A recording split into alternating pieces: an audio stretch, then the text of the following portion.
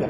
Buenos días, nos encontramos en la Universidad Nacional San Agustín de Arequipa y en estos momentos con la presencia de la doctora Teresa, que nos va a dar un poco más de lo que es la filosofía en este caso del Perú, desde su perspectiva. Ella ha trabajado en este caso un libro que nos ha presentado que se llama Perfiles Filosóficos, del cual nos va a comentar un poco sobre su experiencia en este libro y sobre su carrera. Comencemos con algo que, digamos, nos traiga al contexto, ¿no? ¿Cuál ha sido su desarrollo profesional acá en la universidad? Bueno, la verdad es que yo soy agustina, podríamos decir 100%, ¿no? Porque he hecho mis estudios de filosofía, 5 años de estudios de filosofía en San Agustín, y luego, casi inmediatamente después de que me gradué, empecé a enseñar. Y después de eso, bueno, tuve la oportunidad de conseguir una beca, la beca Fulbright, para hacer mis estudios en Estados Unidos, en la Universidad de Massachusetts. Así es que tengo el título de Master of Arts por esa universidad. Y también, bueno, aquí en los claustros de San Agustín me gradué de doctora. Luego he ocupado diversos cargos como la dirección de la Escuela de Filosofía, la dirección del Departamento de Filosofía, el Decanato de Filosofía y Humanidades, la dirección de la Oficina de Cultura de toda la universidad. En fin, que verdaderamente sí me siento tremendamente unida a la Universidad Nacional de San Agustín. Muy bien. Y dígame, ya que ha realizado tantas tareas dentro de a nivel organizacional, perdón, de la universidad, cuando usted está por las aulas o encuentra la oportunidad de hablar con un alumno, ¿qué es lo primero o cuál es el enfoque que usted trata de inculcarle en ellos?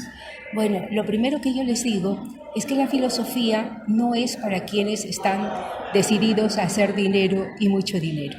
O sea, en filosofía, si se trabaja de una manera concienzuda y eficiente, se puede llevar una vida extraordinaria de congresos, conociendo a gente muy interesante, compartiendo los propios conocimientos, conociendo diferentes lugares, todo eso.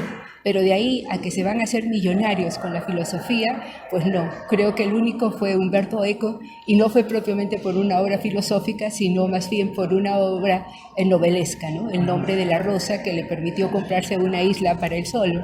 Pero en general, en filosofía no van a tener mucho dinero. Entonces, si es que esa es su ambición, en el segundo año yo ya les digo, mejor no sigan con esto, ¿no? Pero por otro lado, la filosofía les da una vida tan plena.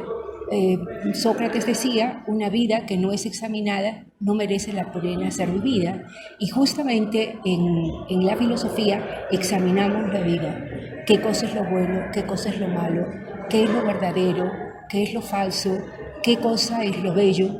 ¿Qué cosa alcanza los límites incluso de lo sublime? Entonces, una vida más interesante yo realmente no concibo, ¿no? Probablemente se deba también a una afición innata que siempre tuve a la filosofía. Entonces, es una vida llena de muchas satisfacciones. Y entre ellas, una de las más grandes es justamente la de compartir conocimientos y de encontrar mentes tan alertas a la novedad, a la sorpresa, a no tomar las cosas a la ligera, como se encuentran justamente los alumnos de filosofía. Entonces, cuando veo que mis alumnos resulta que ya son mis colegas, es una satisfacción muy grande, ¿no? Y cuando los veo, no solamente en Arequipa, sino en diferentes partes del Perú o incluso del extranjero, y que se enteran de que voy a dar una conferencia y entonces van a verme y hablar con ellos después de años, bueno, esa es una experiencia que verdaderamente no la cambiaría por nada. Para apoyar un poco más sobre el discurso de entre el estudiante y luego trabajador, ¿no? Porque viene a ser un perfil profesional. Hablaba usted de la plenitud de la vida y claro, da la advertencia de que no hay grandes ingresos, porque es necesario ser realistas y saber cuáles son las condiciones por las cuales vamos a estar sometidos, ¿no? En ese sentido, la categoría de ser humano, frente a los paradigmas sociales que vemos que da la coyuntura, ¿no?, en Latinoamérica, por ejemplo.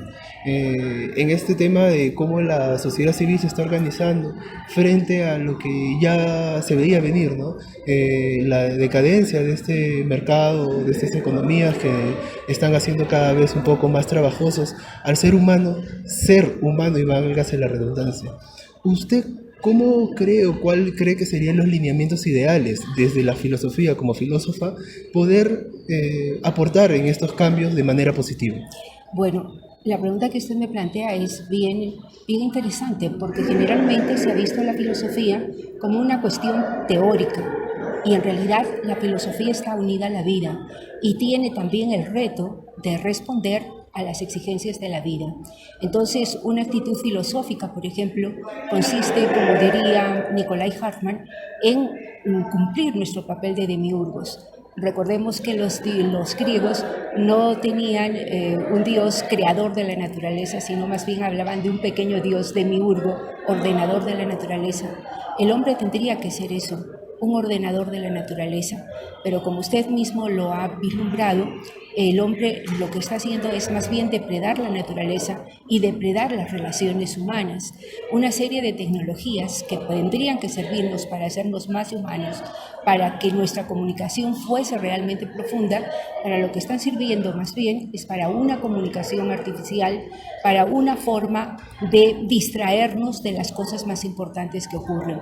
De tal manera que estos movimientos civiles de protesta, a veces ni siquiera una protesta tan organizada, sino que simplemente salen por una indignación que ya no se puede contener, las veo con mucho agrado y con mucha esperanza, porque quiere decir que no estamos totalmente dormidos, que podemos despertar a soñar, aunque parezca una cosa extraña, despertar a un sueño, pero es así, la utopía es un sueño y es un ideal.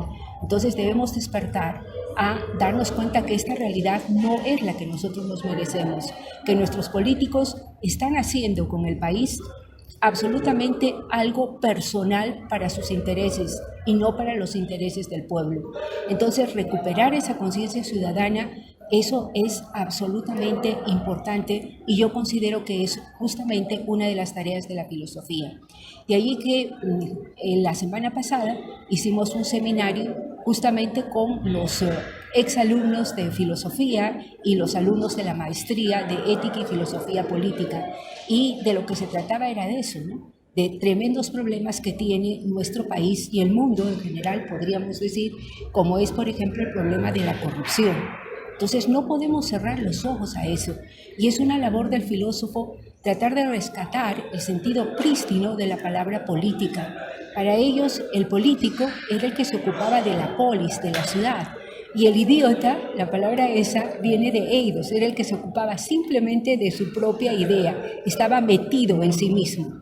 En cambio, el hombre perfecto para ellos era el que no estaba ensimismado, sino más bien estaba dado a la ciudad, a la polis. Pero lo que nosotros vemos aquí, un poco irónicamente lo digo, es que más bien parece que ellos son idiotas completamente sumidos en sus propios intereses y no políticos sumidos en los intereses de la ciudad. Entonces, rescatar eso es sumamente importante, y estas manifestaciones, que son en realidad una protesta contra la injusticia, me llenan de esperanza. La esperanza es buena porque es parte del querer seguir, el querer vivir, ¿no? Exactamente, porque cuando adoptamos una actitud escéptica en el sentido de pensar que nada puede cambiar, que absolutamente todo está ya hecho y que las fuerzas que nos oprimen son tan poderosas que no vale la pena luchar contra ellas, entonces ahí viene pues la inomia, el no preocuparse sino de mí mismo, de ver cómo la paso mejor o menos peor en este ambiente de turbulencias, y ese no es el caso, ¿no? Ya Platón lo dijo, un país avanza cuando uno no piensa ni en lo mío ni en lo tuyo, sino en lo nuestro.